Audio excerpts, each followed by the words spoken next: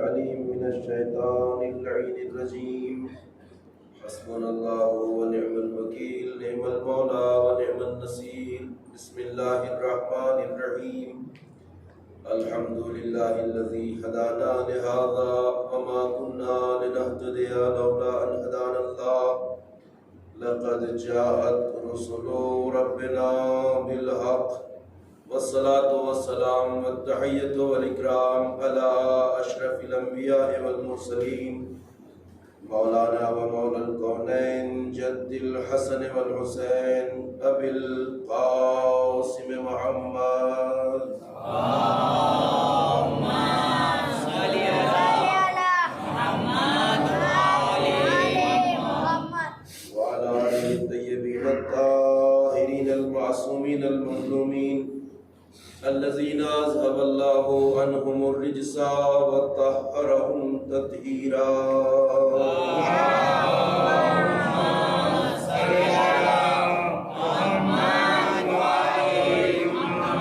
ولعنة الله الدائمة الباقية الأبدية على أعدائهم وقاتليهم وغاصبي حقوقهم أجمعين من الآن إلى قيام يوم الدين. أما بعد، فقد قال الله سبحانه تبارك وتعالى وهو أصدق القائلين: بسم الله الرحمن الرحيم.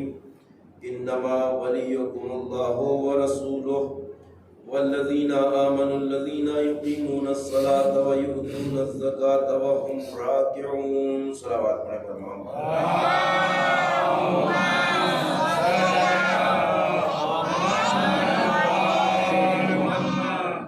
عزیزان محترم اور بزرگان گرامی قدر،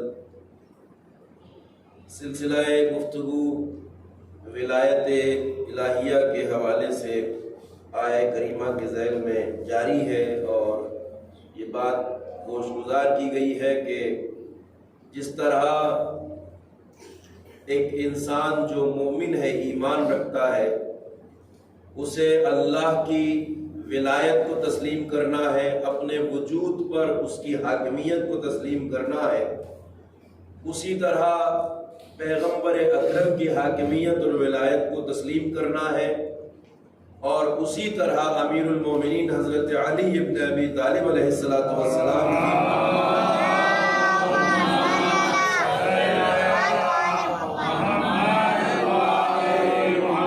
اور ائمہ اطہار علیہ السلام کی ولایت کو تسلیم اور قبول کرنا ہے۔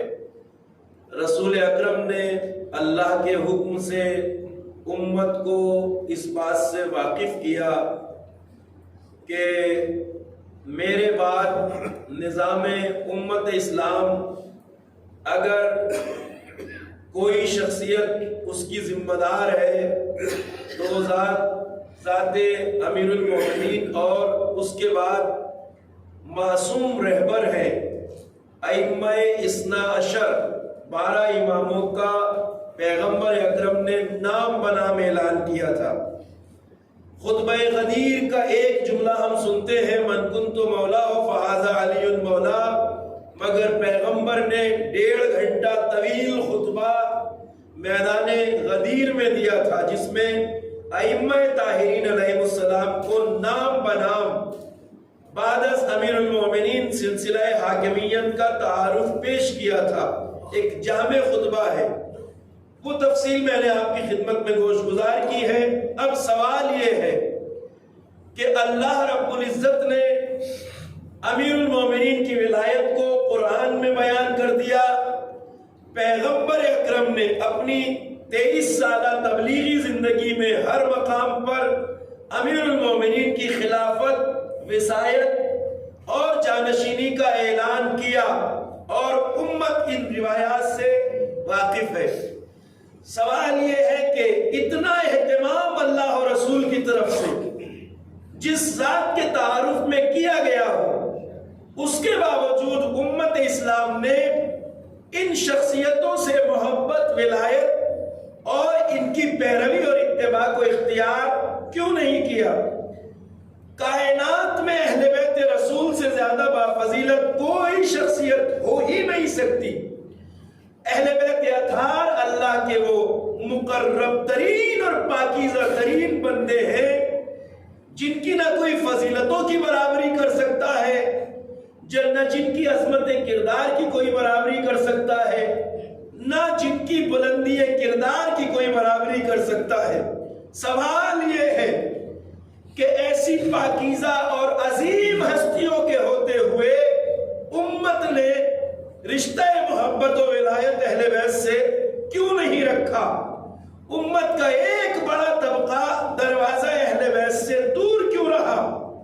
آپ جانتے ہیں کہ پوری اسلامی تاریخ میں، پوری اسلامک ہسٹری میں ہر دور میں اہل بیت کے چاہنے والے کم رہے، اور جو اہل بیت سے وابستہ نہیں ہیں ان کی تعداد ہر دور میں زیادہ رہی۔ یہ وہ چیز ہے جس کا کوئی انکار نہیں کر سکتا۔ 1400 سال کی طویل تاریخ اگر اٹھا کے دیکھی جائے تو اہل بیت کے راستے پہ چلنے والے کم رہے، آل محمد سے دور رہنے والوں کی تعداد زیادہ رہی۔ اس کی وجہ کیا ہے؟ اس کا سبب کیا ہے؟ کوئی بھی بات بے وجہ نہیں ہوتی، بے سبب نہیں ہوتی۔ آل محمد کے کردار میں کیا وہ خوبی نہیں ہے کہ وہ لوگوں کو اپنے قریب بلا سکتے ہیں؟ نہیں، آل محمد کے کردار میں کمال ہے، خوبی ہے، مگر اگر امت اہل بیت سے وابستہ نہیں ہوئی تو اس میں اہل بیت کے کردار کی کمی نہیں ہے بلکہ امت کی اپنی کمی ہے۔ اس لیے کہ ہر کس و ناکس، ہر گرا پڑا انسان آل محمد کے راستے پہ چلنے کے لائق نہیں ہے۔ تعریف یہی ہے، حقیقت یہی ہے، وگرنہ ہم کیسے مان لیں کہ جاہلوں کے دروازے پہ تو بھیڑ نظر آئے اور باب مدینۃ العلم پر بھیڑ نہ آئے؟ ایسا نہیں ہو سکتا۔ تاریخ گواہ ہے اس بات پر، اور میں بھی آپ کی خدمت میں چند نمونے پیش کروں گا جس سے اس بات کی تائید ہو جائے گی۔ آل محمد کے راستے پہ چلنا ہر کسی کے بس کی بات نہیں ہے۔ وجہ یہ نہیں ہے کہ ان کے کردار میں کوئی کمی ہے، وجہ یہ ہے کہ ہر انسان میں یہ لیاقت نہیں ہے کہ وہ آل محمد کے راستے پہ چل سکے۔ اس لیے عزیزوں کہ اللہ نے نظام کائنات کو جو خلق کیا ہے اس میں دو طاقتوں کو کار فرما رکھا ہے۔ آپ دیکھتے ہیں سیارے ہو یا ستارے، اربوں کھربوں سال سے یہ سب ستارے اور سیارے اپنے اپنے مدار میں کیوں قائم ہیں؟ یہ ایک دوسرے سے ٹکرا کیوں نہیں جاتے؟ ایک دوسرے کے قریب کیوں نہیں آ جاتے؟ اللہ نے جو فاصلہ اپنی قدرت کاملہ سے سورج اور زمین کے بیچ رکھا ہے وہ لاکھوں کروڑوں سال سے ویسا کا ویسا ہے، نہ اس میں کمی آتی ہے نہ زیادتی ہوتی ہے۔ خدا نہ خواستہ اگر یہ فاصلہ کبھی کم ہو جائے تو تب بھی زمین پر کوئی ذی روح زندہ نہیں رہ سکتا، اس لیے کہ پھر زمین پہ گرمی اتنی بڑھ جائے گی کہ زندگی محال ہو جائے گی، اور اگر سورج اور زمین کے بیچ دوری تھوڑی سی زیادہ ہو جائے تو پھر سورج کی گرمی اس تعداد میں نہیں پہنچے گی اور زمین پر اتنی گرمی سردی ہو جائے گی کہ ہر شے جم جائے گی۔ تو اللہ نے جو فاصلے اپنی قدرت کاملہ سے رکھے ہیں یہ فاصلے برقرار کیسے ہیں؟ کہا گیا کہ صاحب اللہ نے نظام کائنات میں دو طاقتوں کو رکھا ہے، ایک ہے جذب کی طاقت، گریویٹی پاور، یعنی ہر چیز دوسری چیز کو اپنی طرف کھینچ رہی ہے، ایک ہے قدرت جاذبہ، یعنی اپنی طرف ہر چیز گریویٹی پاور کے تحت ایک دوسرے کو اپنی طرف کھینچ رہی ہے۔ یہ سارے سیارے جو ہیں ان میں اللہ نے یہ نظام رکھا ہے، ایک سیارہ دوسرے کو اپنی طرف کھینچ رہا ہے، مگر جتنی طاقت سے کھینچ رہا ہے اتنی ہی طاقت سے قدرت دافعہ بھی ہے۔ ایک اور طاقت ہے جو ایک دوسرے سے دور رکھتی ہے، تو جتنی طاقت سے کھچاؤ ہے اتنی ہی طاقت سے دور رکھنے والی طاقت بھی کام کر رہی ہے، لہذا ہر چیز اپنی جگہ پہ برقرار ہے۔ کہنے والے کہتے ہیں، یہ مطالعہ ہے، شہید مطہری نے بھی تحریر فرمایا ہے کہ یہ طاقت اللہ نے دنیا کی بہت ساری چیزوں میں رکھی ہے، اور اس طاقت کو انسان کے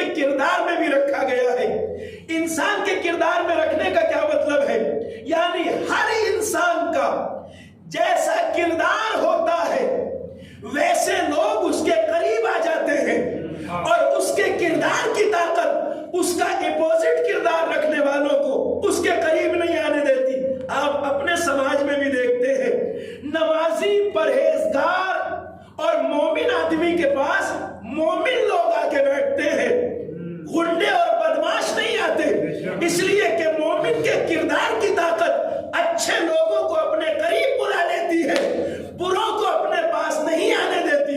اور اسی طرح برے لوگوں کی بیٹھک پر برے لوگ نظر آتے ہیں، مومن، پرہیزگار، نمازی، متقی نظر نہیں آتے، اس لیے کہ چونکہ اس کا کردار برا ہے تو وہ بروں کو اپنی طرف کھینچ لیتا ہے، اچھوں کو اس کے کردار کی طاقت اس کے قریب نہیں آنے دیتی۔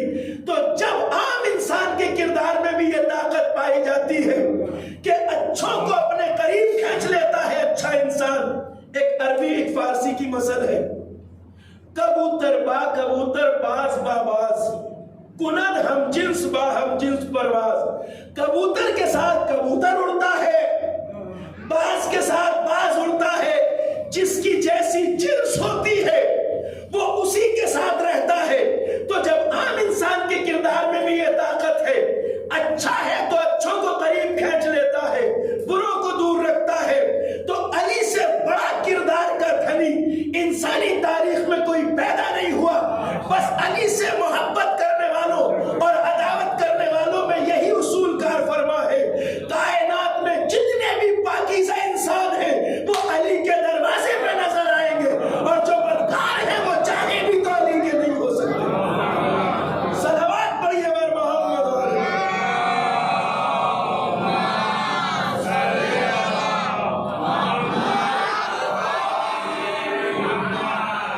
علی سے محبت اور عداوت اس لیے ہی ہے، ایسا نہیں ہے کہ ان کے کردار کی وجہ سے ان میں کوئی کمی تھی کہ ان کے چاہنے والے کو کم ہے، دشمن زیادہ ہے، نہیں، یہ ان کے کردار کا کمال ہے۔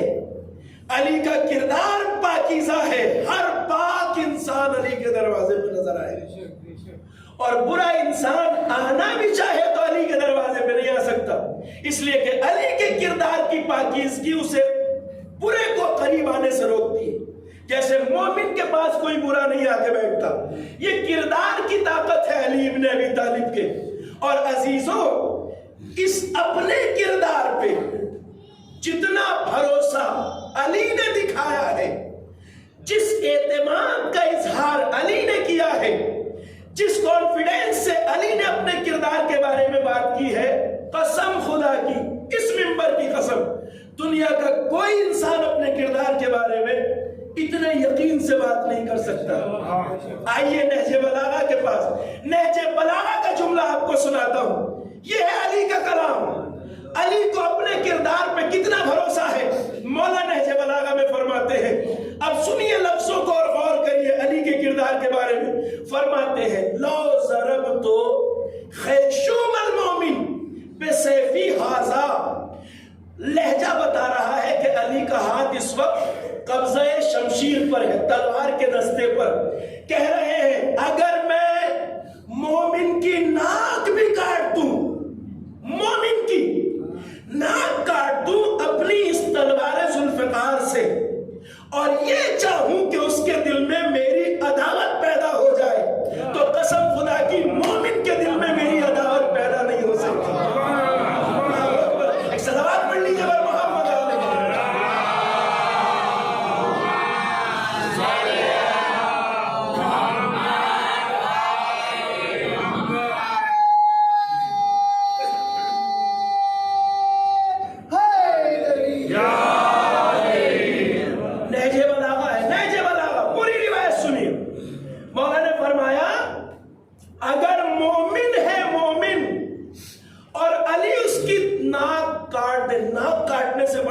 کوئی بات نہیں ہوتی نا صاحب، علی کے خطا پہ نہیں، خطا پہ نہیں، خطا کی بات نہیں ہو رہی، بے خطا بھی اگر علی کسی مومن کی ناک کاٹ دے تو مولا فرماتے ہیں مومن کے دل میں میری نفرت، عداوت، دشمنی پیدا ہو ہی نہیں سکتی۔ اور پھر فرماتے ہیں لو سببت الدنیا بجماتها علی المنافق، اگر میں پوری دنیا کا سارا مال، ساری دولت، سارے خزانے منافق کے قدموں میں ڈال دوں اور یہ چاہوں کہ وہ میرا ہو جائے، تو قسم خدا کی اس کے دل میں میری محبت آ نہیں سکتی۔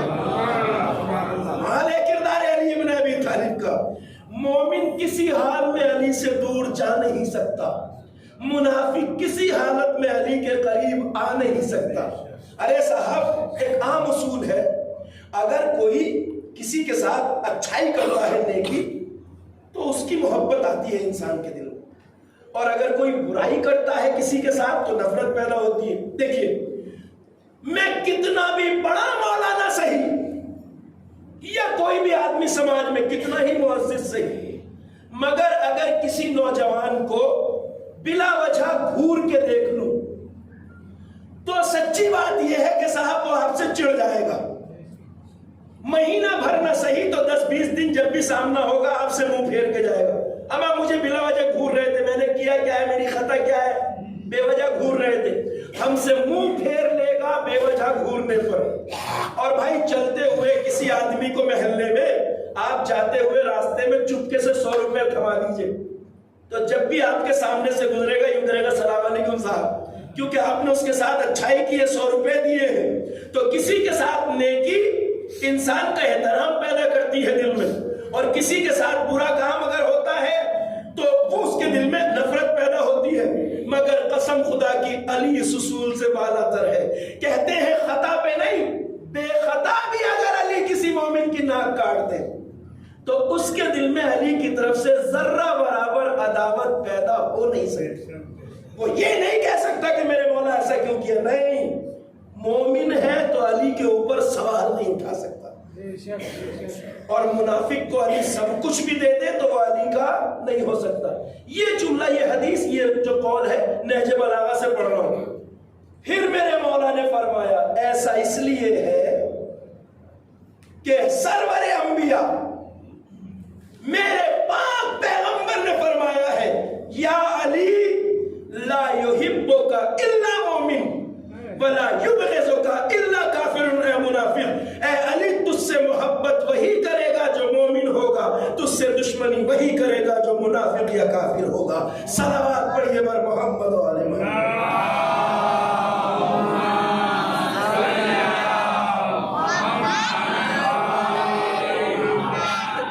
تو علی کی ذات میزان ہے، علی کی ذات پیمانہ ہے حق و باطل کا۔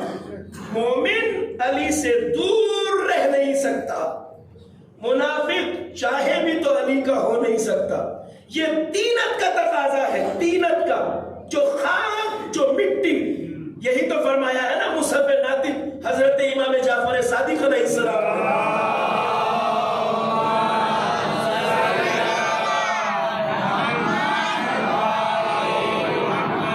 کیا فرمایا میرے مولا نے؟ ارشاد فرماتے ہیں شیعتنا خلقوا من فاضل تینتنا، ہمارے شیعہ ہماری ہی اضافی مٹی سے پیدا کیے گئے ہیں، یعنی جس مٹی سے ہم پیدا ہوئے اسی کی بچی ہوئی خاک سے ہمارے شیعہ پیدا ہوئے۔ یہ مولا کی حدیث ہے، اپنے مرتبے کو کم مت سمجھیے، آسان نہیں ہے شیعہ ہونا۔ مولا فرماتے ہیں شیعتنا، ہمارے شیعہ خلقوا پیدا کیے گئے ہیں من فاضل تینتنا، ہماری ہی تخلیق کی بچی ہوئی مٹی سے پیدا ہوئے ہیں۔ اب چونکہ مٹی ایک ہے، تینت ایک ہے، تو مولا فرماتے ہیں یفرحون لفرحنا، جب ہم خوش ہوتے ہیں تو ہمارے شیعہ بھی خوش ہوتے ہیں، اور جب ہم غمزدہ ہوتے ہیں تو ہمارے شیعہ بھی غمزدہ ہوتے ہیں۔ یہ اس تینت کا تقاضا ہے۔ آل محمد کے غم میں ہم غمزدہ ہوتے ہیں، آل محمد کی خوشی میں خوش ہوتے ہیں، یہ اس تینت کا تقاضا ہے۔ کبھی کبھی آپ کو یہ محسوس ہوتا ہے زندگی میں، ذرا کبھی ٹیسٹ کریے گا اس بارے میں، کہ اگر کبھی ہمیں یہ پتہ بھی نہیں ہوتا، دماغ میں نہیں ہوتی یہ بات کہ آج آل محمد کی مصیبت کا دن ہے، تب بھی طبیعت نہ جانے کیوں غمزدہ ہوتی ہے۔ یہ اسی تینت کا تقاضا ہے۔ پتہ ہے عزیزوں، آل محمد کا چاہنے والے کا وجود قید نہیں کیا جا سکتا۔ آل محمد کے چاہنے والے کا وجود خوشبو کی طرح پھیلتا ہے سماج اور معاشرے میں، خوشبو کی طرح۔ عجیب بات ہے صاحب، آپ دیکھتے ہیں کہ آل محمد علیہ السلام کا تذکرہ ساری دنیا میں ہوتا ہے، روئے زمین پر کوئی چپا ایسا نہیں ہے جہاں حسین کا فرش اعضا نہ بچتا ہو۔ اس کی وجہ جانتے ہیں کیا ہے؟ ایک حدیث سناتے، ایک روایت سناتا ہوں، ایک صلوات سے سہارا دیجئے بر محمد۔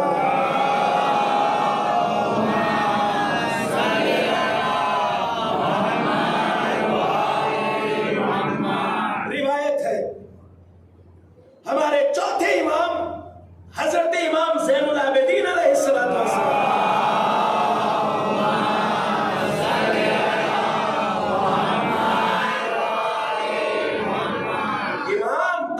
اصحاب کے ساتھ، اپنے صحابیوں ساتھیوں کے ساتھ، چوتھے امام ایک سفر پہ جا رہے تھے۔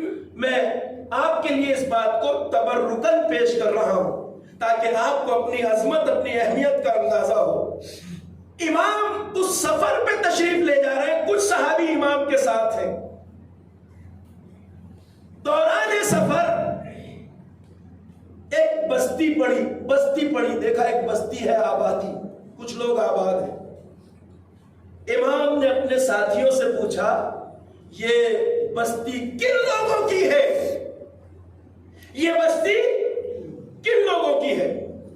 تو امام کے ساتھیوں نے کہا مولا یہاں سے جلدی سے گزر جائیے، جلدی سے آگے نکل جائیے، آگے بڑھ جاتے ہیں، چونکہ یہ بستی آپ کے دشمنوں کی ہے، آل محمد کے بدترین دشمنوں کی بستی اور آبادی ہے، یہاں سب دشمنان اہل بیت بستے ہیں۔ امام نے کہا نہیں ٹھہرو، جلدی جانے کی ضرورت نہیں ہے۔ امام نے جانماز بچھائی، کس نے؟ سید الساجدین نے جانماز بچھائی، 2 رکعت نماز ادا کی، اور نماز کے بعد دست دعا بلند کیے بارگاہ پروردگار میں، اے میرے پروردگار اس بستی میں رہنے والوں کو یہیں پر آباد رکھنا۔ اس کے بعد امام آگے بڑھ گئے، پھر کچھ دور آگے جا کر ایک اور بستی پڑی۔ امام نے پوچھا یہ کن لوگوں کی بستی ہے؟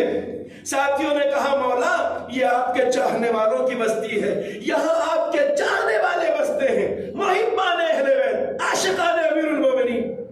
امام نے پھر جانماز بچھائی، اللہ اکبر، قدر کیجئے گا، امام نے پھر جانماز بچھائی، 2 رکعت نماز ادا کی، نماز ادا کرنے کے بعد پھر دست دعا بلند کیے، اے میرے پروردگار اس بستی میں رہنے والوں کو زمین میں منتشر کر دے، بکھیر دے انہیں۔ اللہ اکبر۔ امام کے ساتھیوں کو بڑا تعجب ہوا، بڑی حیرت ہوئی، کہا مولا یہ کیا فلسفہ ہے؟ اس بستی کے لیے دعا کی کہ یہ یہیں آباد رہے، اور چاہنے والوں کے لیے دعا ہے کہ یہ دنیا بھر میں پھیل جائے، منتشر ہو جائے، یہاں سے ادھر ادھر چلے جائے۔ بس امام نے یہ جواب دیا ہمارے دشمن کی مثال گندگی کے جیسی ہے، اس کا ایک جگہ پڑے رہنا بہتر ہے، ہمارے چاہنے والے خوشبو کی مانند ہوتے ہیں، یہ جہاں جائیں گے ہماری ولایت کی خوشبو پھیلائیں گے۔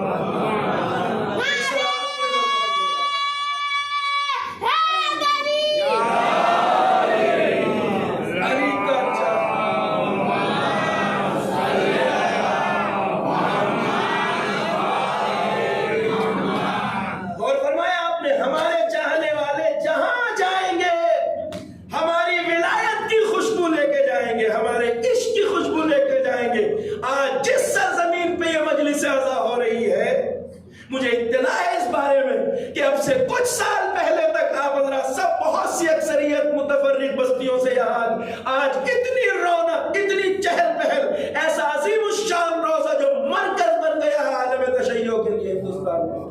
یہ کس وجہ سے ہے؟ یہ وہی فلسفہ ہے کہ علی کا چاہنے والا جہاں جاتا ہے اسے گلے گلزار کر دیتا ہے۔ عشق اہل بیت کی خوشبو اس سرزمین پہ پھیلی آپ حضرات کے وجود کی وجہ سے۔ یہ وہی فلسفہ ہے جو امام کی دعا کا ہے۔ اللہ کے کرم سے آج روئے زمین پر کوئی خطہ ایسا نہیں ہے جہاں حسین کا فرش اعزاز نہ بچا ہے۔ ایک چھوٹی سی قوم ساری دنیا کو کیوں نظر آتی ہے؟ اس لیے کہ کثافت ایک جگہ پڑی رہنا چاہیے، خوشبو کو پھیل جانا چاہیے۔ دنیا کے ہر حصے میں آج حسین کا فرش عزا ہے، ہر طرف ہائے حسین کی آوازیں ہیں، ہر طرف ہائے حسین کے نعرے بلند ہیں۔ ماتم، گریہ وزاری، یہ خوشبو ہے عشق آل محمد کی جو دنیا میں پھیل رہی ہے۔ تو عشق اہل بیت ہر کسی کے حصے میں نہیں آتا صاحب، ہم مایوس نہ ہو اپنی کم تعداد پر۔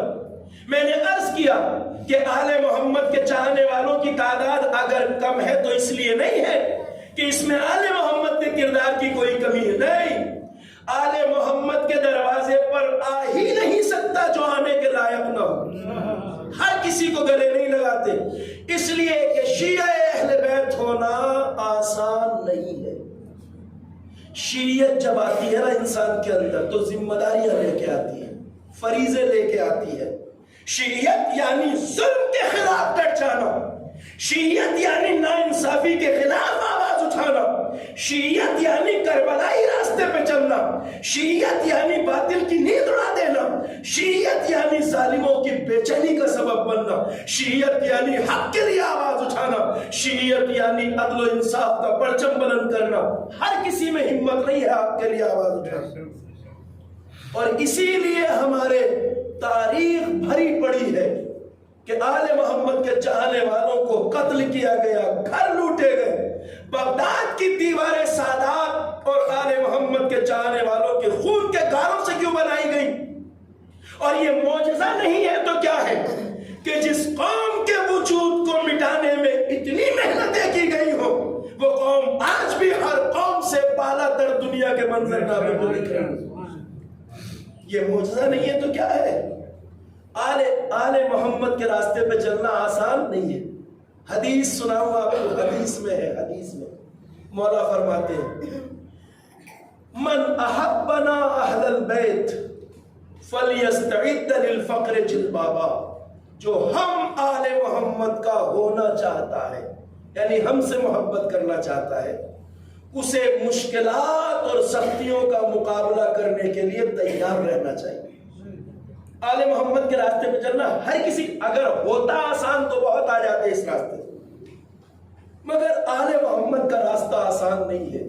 زبانیں کٹتی ہیں، زبانیں کٹتی ہیں، گھر لٹتے ہیں، جاگیریں چھنتی ہیں، علی مرتضیٰ کا عشق مہنگے دام ملتا ہے۔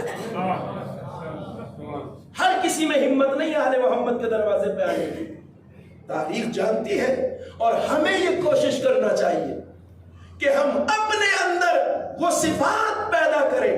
مجلس اعظم میں بار بار آنے کا فلسفہ یہی ہے عزیزوں، کہ اگر ہمیں اپنے وجود میں کوئی کمی نظر آتی ہے، مجلس میں آتے جائیں، اس کمی کو دور کرتے جائیں، اور آل محمد کے کردار کو اپنے کردار میں اتارتے جائیں۔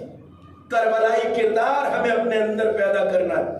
مجلس اعزا کا فلسفہ یہی ہے کہ ہم اپنے کردار کو کربلائی کردار میں ڈھالیں، اپنے کردار کو حسینی کردار میں ڈھالیں، اپنے کردار کو آل محمد سے قریب کرتے جائیں۔ یہ فلسفہ ہے مجلس اعزا کا، اور یہ راستہ ہر کسی کے لیے نہیں ہے، یہ انہی کے لیے ہے جن میں مردانگی ہو، جن میں شجاعت ہو، جن میں ہمت ہو، جن میں بلبلہ ہو۔ آل محمد کے راستے پہ ہر کوئی نہیں چل سکتا، اور یہ وہ اصول ہے جس کے بارے میں آل محمد نے خود ہمیں بتایا ہے۔ آل محمد کی محبت پاکیزہ دلوں میں آتی ہے، آل محمد کی محبت صاحب کردار انسان کے اندر آتی ہے۔ اور یہ جان لیجئے کہ شیعہ ہونا آسان نہیں ہے، شیعت مشکل راستہ ہے، اس پہ ہر کوئی نہیں چل سکتا۔ اچھا، ایک روایت آپ کو سناتا ہوں جو بارہا سنی ہوگی، مگر دیکھیے ایک بات یاد رکھیے کہ ہر ایرے کو آل محمد نے اپنا شیعہ ہونے کی سند عطا نہیں کی۔ وہ پہلے شیعت زبانی دعوے داری کا نام نہیں ہے، شیعت کردار بنانے کا نام ہے۔ آپ نے روایتیں سنی ہے، اور یہ روایت جو میں پڑھ رہا ہوں یہ کئی اماموں کے بارے میں ہے، چونکہ اس کا تعلق زیارت سے ہے۔ اب الحمدللہ کربلا کی زیارت کے لیے بہت سے افراد جاتے ہیں، ہم جاتے ہیں قافلے بنا کر۔ زیارت کا مطلب کیا ہوتا ہے؟ زیارت کا مطلب ہوتا ہے امام معصوم سے ملاقات کے لیے جانا۔ ہمارا عقیدہ ہے نا کہ جب ہم اپنے امام کی بارگاہ میں جاتے ہیں، چونکہ ہمارا عقیدہ ہے کہ جس طرح وہ اپنی ظاہری حیات میں ہمارا آنا دیکھتے ہیں، ویسے ہی شہادت کے بعد بھی کوئی فرق نہیں ہے۔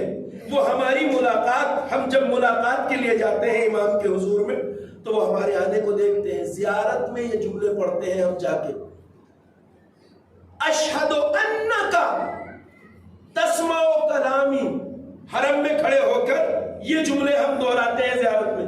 اے میرے مولا، میں گواہی دیتا ہوں کہ آپ اپنی بارگاہ میں مجھے کھڑا ہوا دیکھ رہے ہیں۔ وَتَسْمَعُ کلامی، مولا جو میں کہہ رہا ہوں آپ اسے سن رہے ہیں۔ وَتَرُدُّ سلامی، مولا آپ میرے سلام کا جواب دے رہے ہیں۔ یہ جو آپ زیارت پڑھتے ہیں نا نماز کے بعد، مجلس کے بعد، السلام علیکم ابن رسول اللہ، یہ مت سمجھیے کہ امام جواب نہیں دیتے۔ امام ان سلام کا جواب دیتے ہیں، اور یہ سلام کا جواب ہی ہمیں زندہ رکھے ہوئے ہیں۔ ہماری زندگی میں جتنی برکتیں ہیں، آرام، خوبیاں، یہ سب امام کی اسی جواب سلام کی وجہ سے۔ ارے جسے امام سلام کے جواب میں سلامتی کی دعا دے، اس کی زندگی میں برکتیں نہیں ہوں گی تو کیا ہوگی؟ تو ہم جب مولا کی بارگاہ میں جاتے ہیں سلام کرتے ہیں، اشہد انک تسمع کلامی وترد سلامی، آپ میرے سلام کا جواب دیتے ہیں۔ تو صاحب جس طرح آج ہم قافلے بنا کے امام کی زیارت کو جاتے ہیں، کربلا، نجف، سامرہ، عراق، مشہد مقدس، اسی طرح اماموں کی زندگی میں بھی امام کے چاہنے والے قافلے بنا کر امام سے ملاقات کے لیے آیا کرتے تھے، زیارت کے لیے امام کی۔ یہ تاریخ میں درج ہے۔ میں اصل میں کوشش یہ کرتا ہوں کہ بات کو بہت وضاحت سے پیش کروں تاکہ کسی بھی بچے کے ذہن میں بات گنجلک نہ رہ جائے۔ اس میں میرا وقت نکل جاتا ہے، بہت سی باتیں رہ جاتی ہیں، لیکن الحمدللہ وقت ہے بیان کرنے کے لیے۔ تو امام جس طرح آج ہم زیارت کے لیے جاتے ہیں نا، اسی طرح چاہنے والے اس زمانے میں بھی جاتے تھے زیارت کو، جب ائمہ کی ظاہری حیات کا زمانہ تھا۔ اس لیے کئی معصومین کے بارے میں یہ روایت ہے جو میں سنا رہا ہوں آپ کو۔ شیعیت کا دعویٰ آسان نہیں ہے، شیعہ ہونا بہت بڑی بات ہے، اور ہر کسی کو شیعہ ہونے کی سند نہیں مل سکتی۔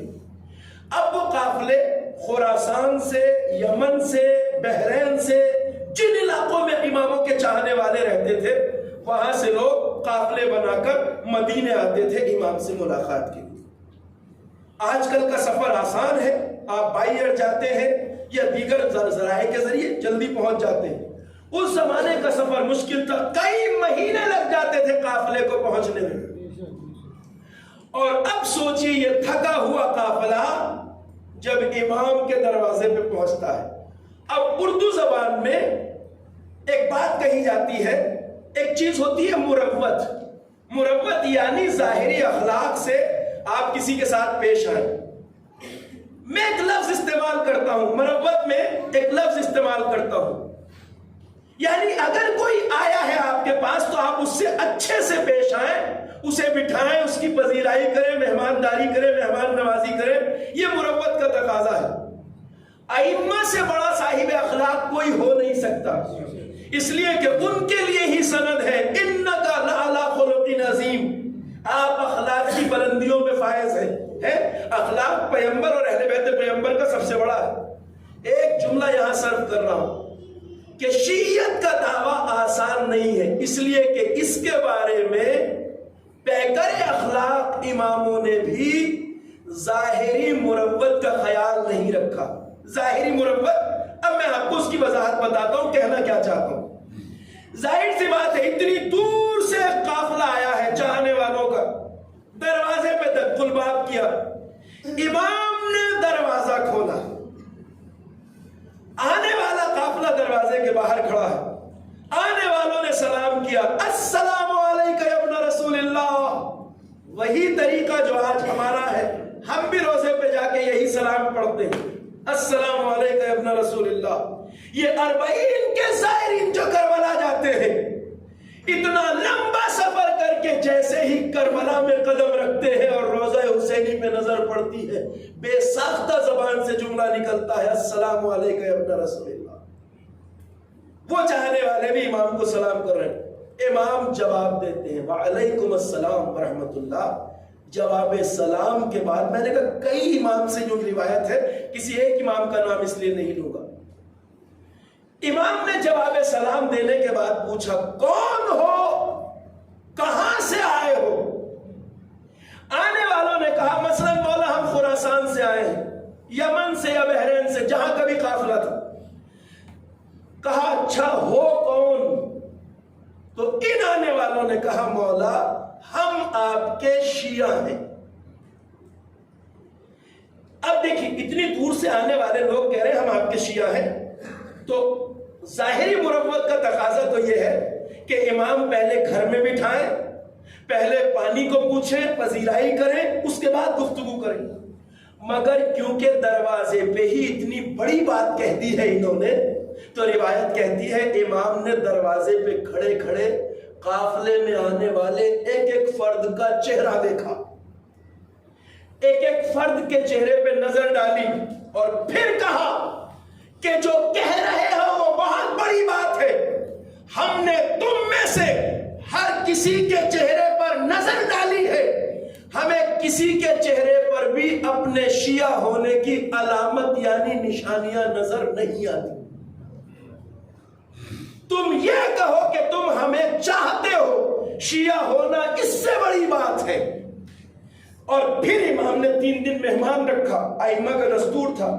اس کا مطلب یہ ہے کہ ہم سب کے دلوں میں عشق اہل بیت ہے، محبت اہل بیت ہے، اور ہم کردار کو اس بلندی پہ لے جائیں جہاں ہمیں شیعہ ہونے کی سند حاصل ہو جائے۔ ایک صلوات پڑھیے بر محمد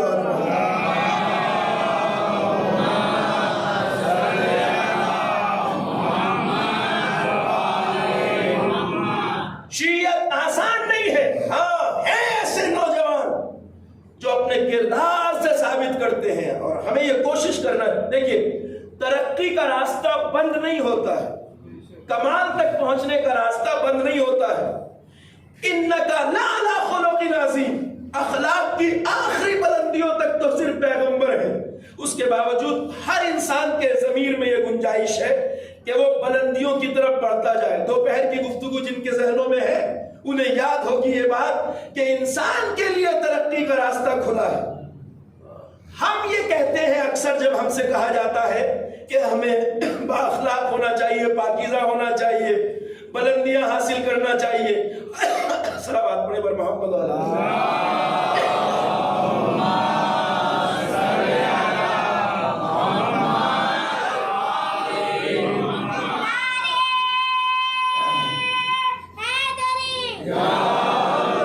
تو بہت سے لوگ ایک جواب دیتے ہیں، کہتے ہیں صاحب ہم آل محمد کے جیسے نہیں ہو سکتے۔ یہ جواب اکثر دیا جاتا ہے نا جب کہیے کہ بھئی پاکیزگی طہارت میں آل محمد کا کردار ہمارے لیے مشعل ہدایت ہے، تو کہتے ہیں بھئی ہم اہل بیت جیسے تو نہیں ہو سکتے۔ کون کہتا ہے کہ ہم اہل بیت جیسے ہو جائیں؟ مگر ان کی سیرت پر عمل کرنا چاہیے، ان کے کردار کو نمونہ عمل بنانا چاہیے۔ میں یہ کہتا ہوں کہ کوئی اہل بیت کے جیسا تو نہیں ہو سکتا، مگر ہر انسان کے وجود میں اتنی صلاحیت ہے، اتنی کیپیسٹی ہے کہ وہ پاکیزگی حاصل کرتے کرتے اتنی اونچائی پہ پہنچ جائے کہ اسے اہل بیت میں سے ہونے کی سند مل جائے۔ یہی تو پیغمبر نے کہا تھا، سلمان کردار کی اس بلندی پہ آ گیا کہ سلمان منا اہل البیت، سلمان اب ہم اہل بیت میں سے ہے۔ صلوات پڑھیے بر محمد و آل محمد۔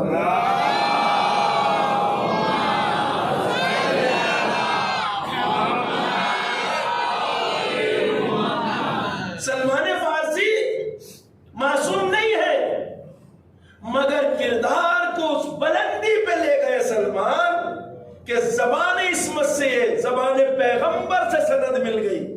السلمان منا اہل البیت، سلمان ہم اہل بیت میں سے ہے، یعنی پیغمبر نے یہ سند عطا کی۔ اور دیکھیے صاحب، یہ وہ تمغے ہیں، یہ وہ میڈلز ہیں جو کسی کو اگر مل جائے تو اس سے بڑی چیز کائنات میں کوئی ہو نہیں سکتی۔ زبان رسالت سے کسی کو اتنا بڑا شرف مل جائے، وہ کائنات کی ہر چیز کو ٹھوکر مار۔ 98 کا دور تھا اور عراق کے ملعون ڈکٹیٹر صدام کا زمانہ تھا۔ اس زمانے میں جن لوگوں نے زیارت کی ہے انہیں پتا ہے کتنا خوف ہوتا تھا عراق میں، کتنا ڈر کا عالم ہوتا تھا، کیسا اجڑا ہوا تھا عراق اس زمانے میں۔ میں صرف اس لیے بتا رہا ہوں آپ کو کہ ایک بات کی طرف لانا ہے، گفتگو کو تمام کرتا ہوں۔ اس زمانے میں جب ہم زیارت کے لیے گئے تو جناب میثم تمار، آپ میثم تمار کو اچھی طرح جانتے ہیں، علی کا وہ چاہنے والا جو عشق علی کا سیمبل ہے کائنات کے لیے، مثال ہے میثم تمار علی کے عشق کا۔ تو جناب میثم تمار کے روضے پر ایک حدیث لکھی تھی، وہ قدیم زمانے والا روضہ اب الحمدللہ نیا بن گیا ہے، اور میں نے جب اس جملے اور حدیث کو اس دیوار پہ پڑھا تو میں دیر اسے دیکھتا رہا اور یہ سوچتا رہا اگر معصوم کی زبان سے کسی کے لیے یہ جملے نکل جائیں تو اسے دنیا میں کچھ نہیں چاہیے۔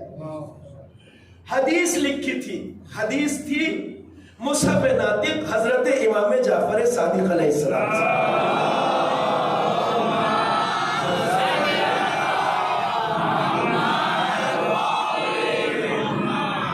مولا چھٹے امام نے یہ جملہ اور حدیث بیان کی، یہ کہا جناب میثم کے بیٹے سے۔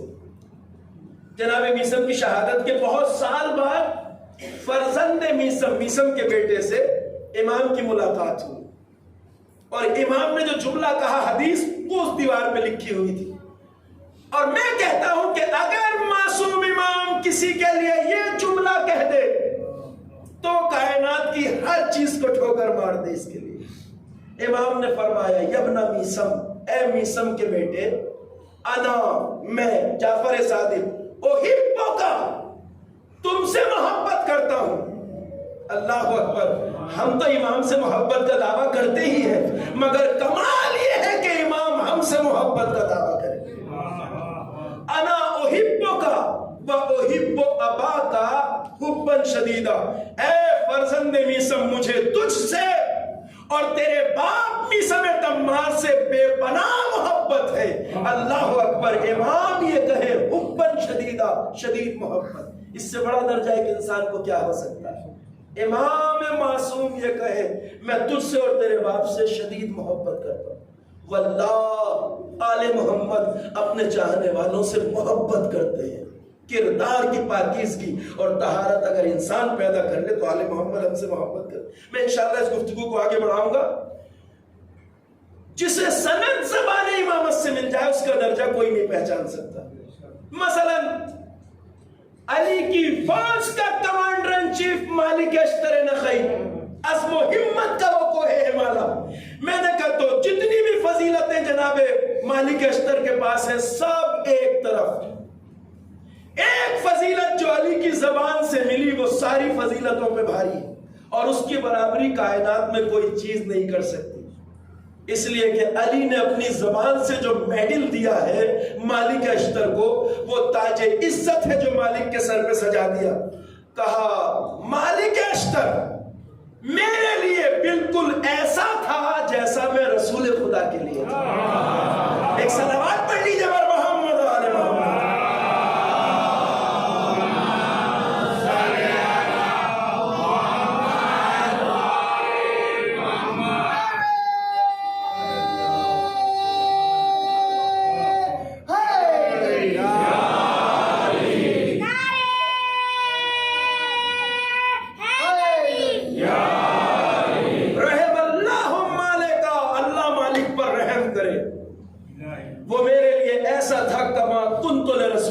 جیسا میں رسول خدا کے لیے تھا، اس سے بڑا شرف انسان کو نہیں حاصل ہو سکتا۔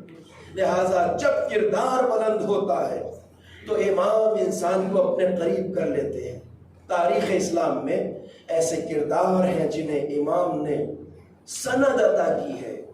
اسی میں ایک کردار، عظیم کردار، بلکہ عظیم ترین کردار مسلم ابن عقیل کا ہے. جب کوفے روانہ کیا حسین ابن علی نے مسلم ابن عقیل کو، تو ایک جملہ لکھا، اہل کوفہ کے نام خط لکھا، اے کوفے والوں، میں تمہاری طرف اپنے بھائی کو بھیج رہا ہوں. انی باعث الیکم اخی، میں تمہاری طرف اپنے بھائی کو بھیج رہا ہوں. یہ ہو گیا رشتہ. دوسرا جملہ کردار کی سند ہے، وثیقتی، اور میں اسے بھیج رہا ہوں جس کے کردار پہ مجھے بھروسہ ہے. کسی کے کردار پہ امام بھروسہ کرے اس سے بڑا کردار نہیں ہو سکتا. میں اسے بھیج رہا ہوں جس کے کردار پہ مجھے بھروسہ ہے، معتمدی، ثقتی، جس پہ مجھے اعتماد ہے، بھروسہ ہے. حسین نے یہ قسم خدا کی، دنیا کے ہر کسی انسان کو یہ سند آسانی سے نہیں مل سکتی، کیونکہ زبان عصمت یوں ہی نہیں بولتی. جب زبان عصمت کچھ بولتی ہے تو انسان کے ماضی کی بھی ذمہ داری ہو جاتی ہے، مستقبل کی بھی ذمہ داری ہوتی ہے. یعنی جس پر امام بھروسہ کر لے، یعنی حسین یہ کہنا چاہتے تھے اگر کوفہ کتنے بھی رنگ بدلے مگر مسلم مسلم ہی رہے گا. کوفہ کتنے بھی رنگ بدلے، مسلم کا کردار وہی رہے گا جو حسین نے بھیجا ہے. سفیر حسین. عزاداروں، میں نے عرض کیا تھا کہ ہم ایک ایک تاریخ میں کربلا سے وابستہ ایک ایک کردار کو رو لیتے ہیں. ہائے وہ مظلوم حسین جس نے ایک دوپہر میں 72 لاشیں اٹھائے. ہم تو سب کو ایک ساتھ رو بھی نہیں سکتے. حسین کا یہ بھائی جو پیغام لے کے کوفہ گیا تھا، اس شہر جس کے لوگوں نے حسین کو کوفہ آنے کی دعوت دی تھی، کہا تھا بھائی جا کے دیکھو لوگ میری بیعت کے لیے اگر تیار ہو تو خبر دینا. مسلم آئے کوفہ میں، 18,000 کوفیوں نے مسلم کے ہاتھ پر حسین کی بیعت کی، ساتھ دینے کا وعدہ کیا. اور مسلم نے حسین کو یہ خط لکھ بھیجا کہ مولا کوفہ آپ کے استقبال کو تیار ہے، مولا آ جائیے. حسین کو خط ملا، مگر اسی کے ساتھ کوفہ کے حالات بدل گئے. اللہ اکبر. ایک بھرا ہوا شہر ایک ظالم کے ڈر سے کیسے بدل جاتا ہے. کوفہ انسانی ہسٹری کے لیے درس عبرت ہے ہمیشہ کے لیے. کوفے کی پیشانی پہ جو ذلت کی مہر لگی ہے بے وفائی کی، وہ قیامت تک نہیں دھل سکتی. 18,000 سے لے کر 40,000 کوفیوں نے مسلم کے ہاتھ پر حسین کی بیعت کی تھی کہ ہم نے حسین کو بلایا، بیعت کرتے ہیں تمہارے ہاتھوں پر، حسین آئے تو ساتھ دیں گے. مگر ایک ظالم آیا، ابن زیاد، یزید نے بھیجا، اور اس کے آتے ہی یہ کوفی سب ایسے بدل گئے، ایسے خوف زدہ ہوئے کہ سب نے مسلم کو اکیلا چھوڑ دیا. روایت کہتی ہے کہ اب تک مسلم کے ساتھ ہزاروں لوگ ہوتے تھے، مگر جب ابن زیاد آ گیا اور اس نے اعلان کرا دیا کوفے میں کہ جس نے مسلم کا ساتھ دیا اس کی جان مال کی کوئی گارنٹی نہیں ہے، تو مسلم نے جب مسجد کوفہ میں نماز عشاء تمام کی تو 18,000 لوگ نماز پڑھنے ساتھ آئے تھے. مگر اب جب عشاء کی نماز پڑھ کے سلام پھیرا تو پیچھے کوئی نظر نہیں آیا. سب رات کے اندھیرے میں چپ کے مسلم کو اکیلا چھوڑ کے چلے گئے. حسین کا یہ سفیر اس شہر میں تنہا رہ گیا، اکیلا رہ گیا. عزاداران مظلوم کربلا، آپ کو پتا ہے اچھی طرح، اب جو مسلم مسجد سے نکلے تو روایتیں کہتی ہیں رات کا اندھیرا چھایا ہوا ہے. اس زمانے میں نہ اسٹریٹ لائٹیں ہوتی تھیں نہ اس طرح اجالے. تاریک اندھیری گلیوں میں کبھی ادھر جاتے ہیں کبھی ادھر جاتے ہیں، نہ منزل کا پتہ ہے نہ راستے کا پتہ ہے، جانا کہاں ہے. عزادارو، ایک فطری بات ہے، ذرا سمجھیے گا. جس کسی مہمان کو لینے کے لیے بہت سارے لوگ جاتے ہوں تو اسے راستے یاد رکھنے کی ضرورت نہیں ہوتی نا، چونکہ بہت سارے لوگ ساتھ ہیں. اور پھر اگر وہ اکیلا پڑ جائے تو اسے خبر نہیں ہوتی کہ کدھر جانا ہے. مسلم کا استقبال 18,000 لوگوں نے کیا تھا اور اب کوئی مسلم کے ساتھ نہیں. رات بڑھتی گئی، مسلم اکیلے کوفے کی گلیوں میں گشت کر رہے ہیں. نہ راستے کا پتہ، نہ منزل کا پتہ، نہ کسی چاہنے والے گھر کا پتہ. تھک کر ایک دروازے کے باہر بیٹھ گئے. کوفہ بدل چکا تھا، کوفہ تبدیل ہو چکا تھا، کوفہ خوف کی چادر اوڑھ چکا تھا، کوفے میں ابن زیاد آ چکا تھا. دروازے پر بیٹھ گئے تھک کر. کچھ دیر بعد دروازہ کھلا، ایک عورت گھر سے باہر آئی. اس کا جوان بیٹا ابھی گھر نہیں آیا تھا. ماں تھی تو اپنے بیٹے کا انتظار کر رہی تھی. یکایک دروازہ کھول کے جب گلی میں دونوں طرف دیکھا بیٹے کے انتظار میں، تو نظر پڑی کوئی اجنبی دروازے پہ بیٹھا ہے. ایک بار کہتی ہے، اے شخص تو اس حالم میں، ان حالات میں رات کے وقت میرے دروازے پہ بیٹھا ہے، یہ کوئی اچھی بات نہیں ہے، اپنے گھر چلا جا. کہا اے بی بی میں بہت پیاسا ہوں، اگر ہو سکے تو مجھے پانی پلا دے. آزادارو پرسہ دینا ہے ایک اس غریب کا جو کوفے میں اکیلا تھا. جب کچھ لوگ ساتھ ہوتے ہیں تو مظلومیت کا احساس کم ہو جاتا ہے. اکبر کربلا میں تھے مگر قاسم و عباس ساتھ تھے. عباس تھے کربلا میں مظلوم مگر سارے 72 ساتھی ساتھ تھے. مگر مسلم اکیلا ہے، غریب مسلم بے کس تنہا. بس حق کی گری ادا ہو جائے. وہ خاتون گھر کے اندر گئی اور پانی لے کے آئی. ایک پیالے میں مسلم کو دیا، مسلم نے پانی پیا، پیالہ واپس کیا. وہ خاتون گھر میں پیالہ رکھنے کے لیے گئی اور کچھ دیر بعد جب پھر آئی تو دیکھا وہ شخص اب بھی دروازے پہ بیٹھا ہے. اب لہجہ سخت ہو گیا. کہا اجنبی تو نے پانی مانگا، میں نے پانی دے دیا، مگر میں نے کہا حالات خراب ہے، تو اپنے گھر کیوں نہیں چلا جاتا؟ جیسے ہی اتنا کہا، مسلم نے کہا بی بی وہ کہاں جائے جس کا کوئی گھر نہ ہو. اجرکم اللہ، خدا کسی غم میں نہ رلائے سوائے غم مظلوم کربلا کے. بی بی وہ کہاں جائے جس کا کوئی گھر نہ ہو. تو نے گھبرا کے پوچھا کہ تم پردیسی ہو، تمہارا اس شہر میں گھر نہیں ہے، کون ہو آخر؟ کہا بی بی تو نے سنا ہوگا اس شہر میں فرزند رسول حسین ابن علی کا ایک قاصد آیا ہے، سفیر. کہا ہاں میں نے سنا ہے، مجھے پتا ہے میرے مولا حسین کا قاصد شہزادہ مسلم ان دنوں شہر کوفہ میں ہے. مسلم نے سر جھکا کے کہا بی بی وہ مسلم میں ہی ہوں. تو قدموں پہ گر گئی. کہا معاف کریے گا میں پہچان نہ سکی مولا، شہزادے یہ گھر آپ کا گھر ہے، میں آپ کی کنیز ہوں. گھر میں لے گئی تو کہتی ہے رات بھر عقیل کا لال مصلی عبادت پہ کھڑا رہا، رات بھر نمازیں ادا کی. مسلم ابن عقیل نے جب صبح کی نماز ادا کر لی تو کہتی ہے تو کہ میں نے دیکھا نماز ادا کرنے کے بعد مسلم جہاں نماز سے اٹھے، جنگ کا لباس پہننا شروع کیا، زرہ پہنی، تلوار لٹکائی، تلوار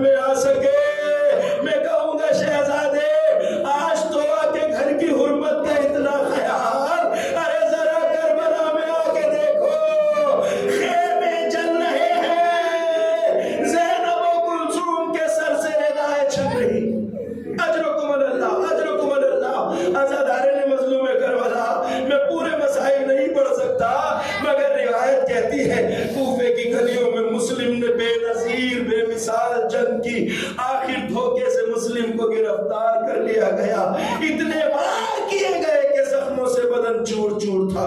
حسین کے سفیر کو گرفتار کر کے ابن زیاد کے دربار میں لایا گیا، جیسے ہی دربار میں قدم رکھا زخمی شیر نے سر اٹھا کر سر بلند ہو کے سر دربار میں قدم رکھا، کسی چاپلوس نے آگے بڑھ کے کہا مسلم تم نے امیر کو سلام نہیں کیا، یہ ہے حسین کے اس جملے کا جواب جس پر حسین کو اعتماد ہے۔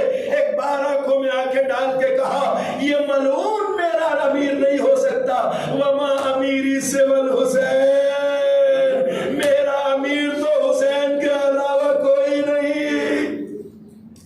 ابن زیاد نے کہا مسلم سلام کرو یا نہ کرو، قتل کیے جاؤ گے، کہ قتل سے ہم نہیں ڈرتے مگر میری کچھ وصیتیں ہیں، اگر تم میں کوئی مسلمان ہو تو میری وصیتوں پہ عمل کرنا۔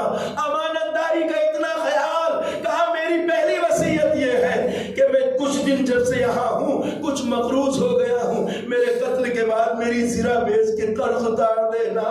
دوسری وصیت یہ تھی کہ میرے ساتھ میرے 2 چھوٹے چھوٹے بچے آئے تھے، ارے جب مجھے پناہ نہیں اس شہر میں تو میرے لاڈلے کہاں مجھے خبر نہیں، اگر میرے بچے ملے تو انہیں مدینے بھیج دینا، اجرکم اللہ۔ تیسری وصیت تو کہا، ایک تیسری وصیت یہ ہے میں اپنے مولا کو مدینے سے کوفے آنے کو لکھ چکا ہوں، کوئی میرے آقا سے کہہ دے اب کوفہ بدل گیا مولا، کوفہ میں نہ آئیے، اجرکم اللہ۔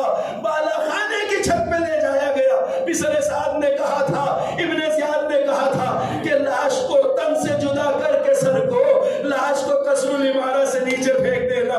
میں کہتا ہوں عزادارو مسلم کو لے جایا گیا، مسلم نے کہا قتل کرنے سے پہلے مجھے 2 رکعت نماز پڑھنے کی اجازت دو۔